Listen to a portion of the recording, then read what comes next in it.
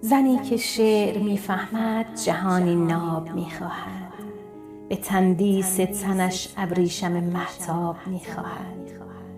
به شوق دیدن خوشبختیش در قصر آینه دلی شیدا قدی رعنا رخی جذاب می‌خواهد.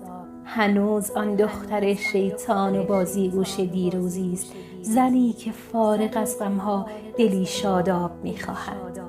همان زن که برای پرسه های خیس بارانش فروغ و شاملو و قیصر و سهراب می‌خواهد.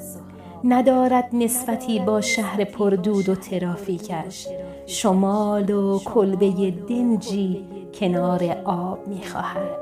کنار آب آن سوتر، کنار جنگلی سرسبز، به یاد بچگی بین درختان تاب می‌خواهد.